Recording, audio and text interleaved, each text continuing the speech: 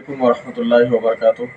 আলহামদুলিল্লাহ, আমি এখন আছি আমাদের সুনামগঞ্জ জেলার জামালগঞ্জ উপজেলার জামালগঞ্জ উত্তর ইউনিয়নের মনোয়ারা আলী মহিলা মাদ্রাসায়।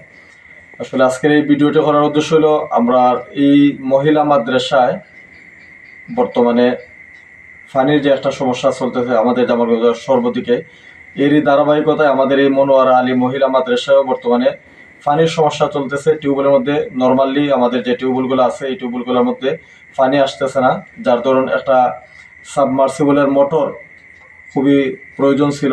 আলহামদুলিল্লাহ, আমাদের হিউম্যান ওয়েলফেয়ার ট্রাস্টের মাধ্যমে আজকে একটি আমরা মোটর মনোয়ারা আলী মহিলা মাদ্রাসার মুহতামিম হাফেজ মাওলানা জুবায়ের আহমদের কাছে আমরা তুলে দিচ্ছি।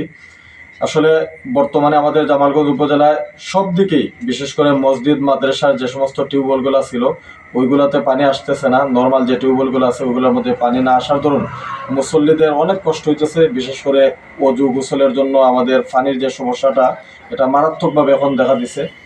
আলহামদুলিল্লাহ, আমরা হিউম্যান ওয়েলফেয়ার ট্রাস্টের মাধ্যমে ইতিমধ্যে অনেকগুলা মসজিদ এবং মাদ্রাসায় আমরা সাবমার্সিবল টিউবওয়েলের কাজ করতে সক্ষম হয়েছি।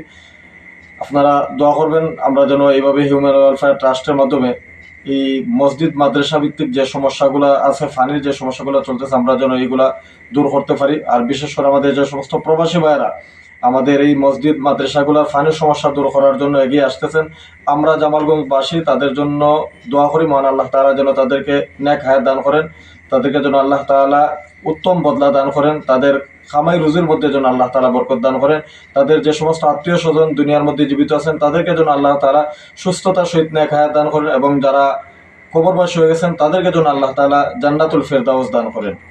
আসসালামু আলাইকুম রহমতুল্লাহি ওয়া বারাকাতুহু।